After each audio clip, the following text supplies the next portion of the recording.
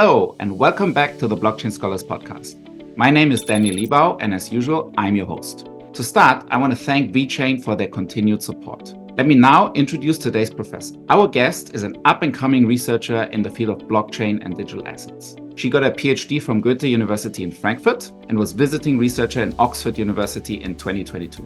With her co-authors, she published an article titled Conflicted Analysts and Initial Coin Offerings in the top journal Management Science in 2023.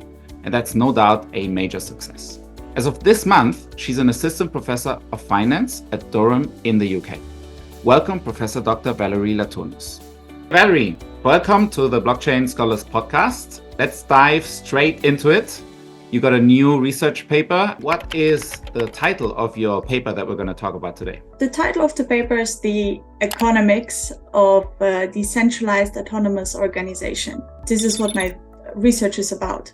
What's the research question that you're trying to answer with that paper, and what is it all about? My research focuses on the fascinating phenomenon known as decentralized autonomous organizations, or DAOs for short, which have emerged in recent years and gained rapid popularity.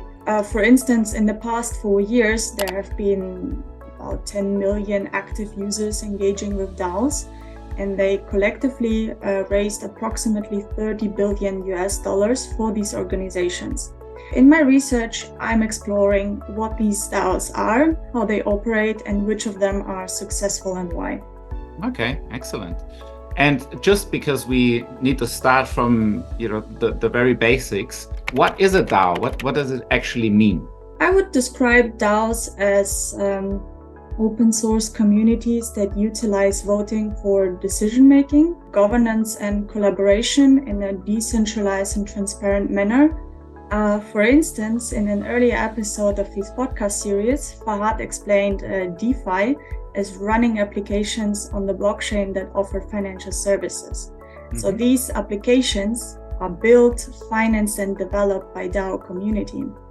And the members of this community are usually spread worldwide, requiring a mechanism to organize, manage finances, and make decisions about future development. So how can this be achieved? Well, let's establish a DAO and call it a partnership or a venture. And anyone interested can invest and buy their way in.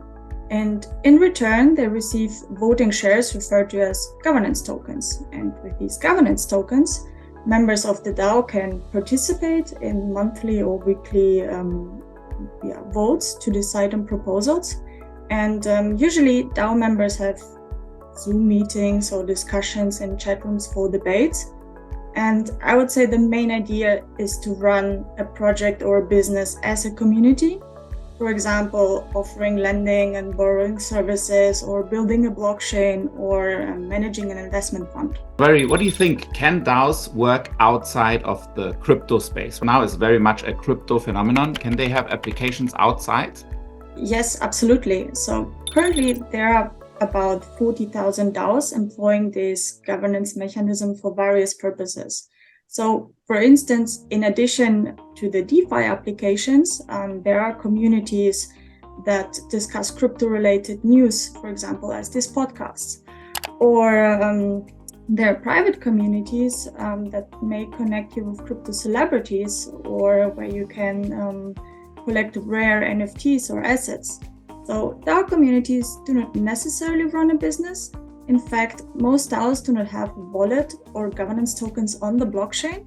However, these DAOs that operate outside the crypto space are not the focus of my research. So I'm particularly interested in those DAOs that provide services, as they can be compared to traditional ventures. So do you think that these DAOs in a way can be compared to regular companies, or what are the differences that you can think of? So can DAOs be compared to traditional companies? I would say yes and no. So yes, because DAOs can be compared to startups and joint ventures where employee decisions and responsibilities are usually higher than in big established firms. However, it's also no, because even in startups, I believe internal decision making and voting results are not transparent, And I'm not aware that the decisions are made democratically in a traditional company. Cool. Okay, so let me also ask you, your paper, is it more a theoretical paper or is it more an empirical paper? So it's definitely empirical. To start with my research, I had to find data on DAOs and compile it into one data set, but fortunately all the information is publicly available. For example, I extracted transactions from DAO wallet addresses on the Ethereum blockchain. These wallets can be compared to bank accounts that shows the balance or lists the inflows and outflows. And because DAOs also promote transparency, it's also possible to access the proposals and also the voting activities within a DAO. So basically you took data out of the blockchain to analyze that. Exactly. Okay, excellent. And then, I mean, this is the most important and perhaps also exciting question of our little session today. What did you find? What's the result of your analysis? So I have several findings. So firstly, I focus on DAO characteristics and I discover considerable diversity among them. So to provide you with some numbers, on average, a DAO has about 5,000 members, but this varies significantly. So some may have only 10 members, while famous DAOs like SushiSwap and Uniswap have up to 80,000 members. And this diversity extends to the wealth of a DAO as well. So while most DAOs have limited funding, if you manage billions of US dollars. And secondly, I was interested in understanding who controls DAOs. So is it really a community that collectively runs a business, and does this affect the wealth of a DAO?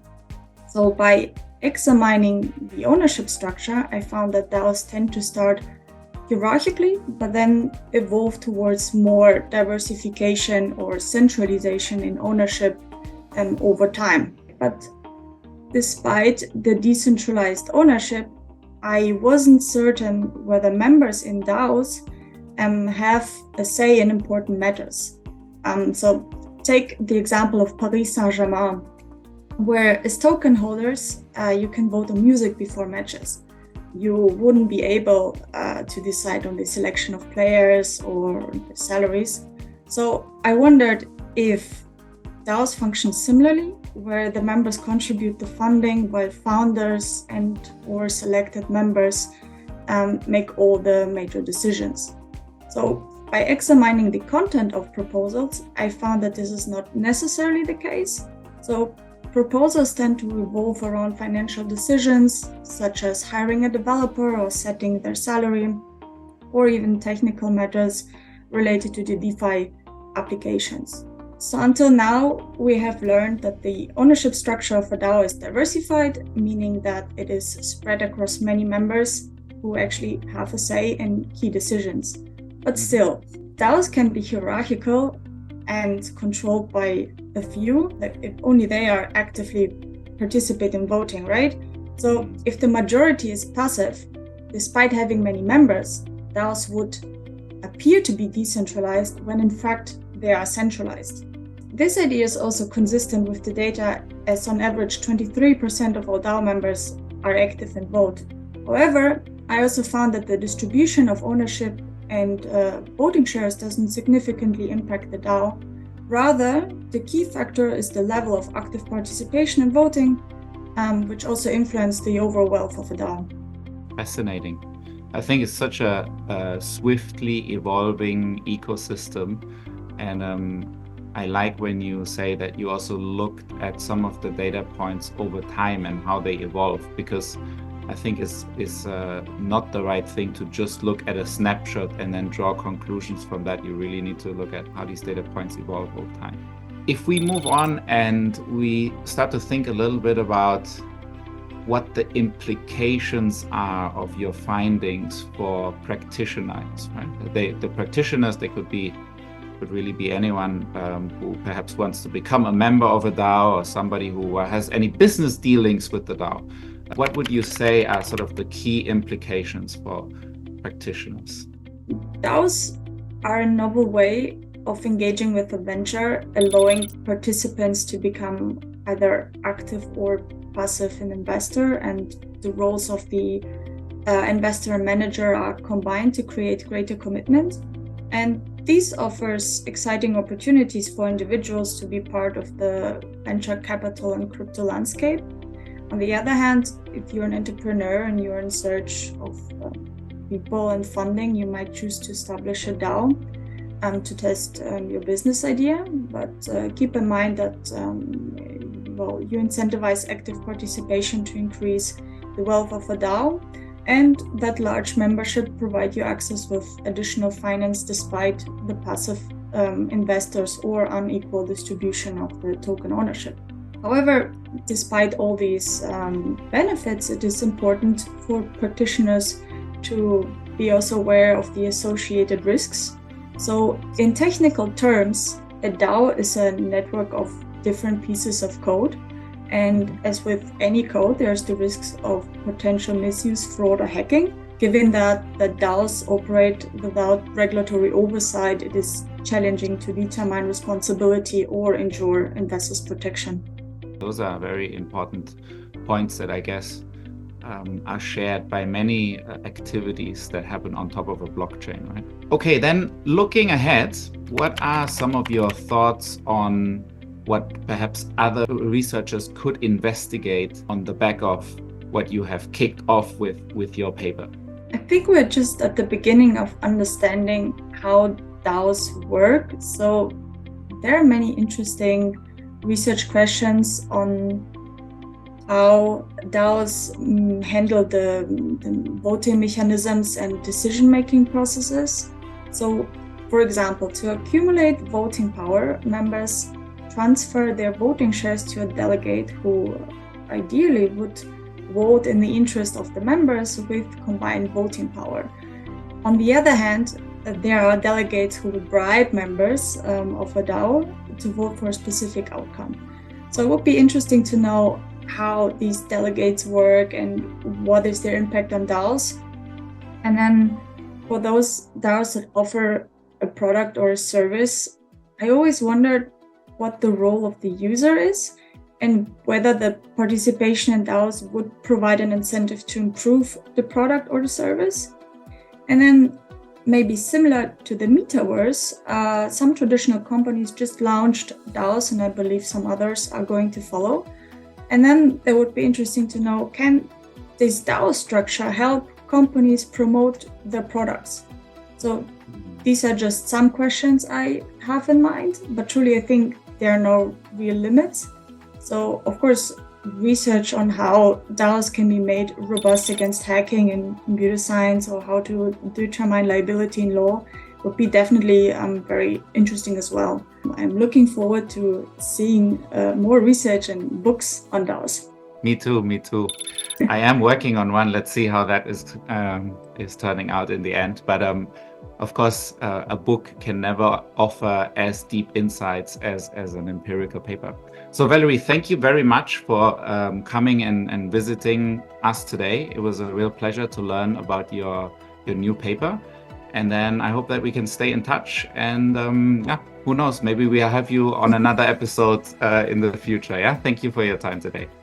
Perfect. Thank you for your invite. Thank you for joining today. I hope you found Valerie's insights as helpful as I did. Let's see where decentralized autonomous organizations go from here. There are use cases for this new organizational form, but I would refrain from saying that all economic activity needs to be organized as a DAO. As you know, this podcast's objective is to bring practitioners high-quality research outcomes. So if you know anyone who would benefit from my work, please point them in our direction on LinkedIn and YouTube. Thanks again to VeChain for their support, and I'm looking forward to our next episode already. If all goes well, it will be shot in person, not on Zoom. So please tune in again and see you next month.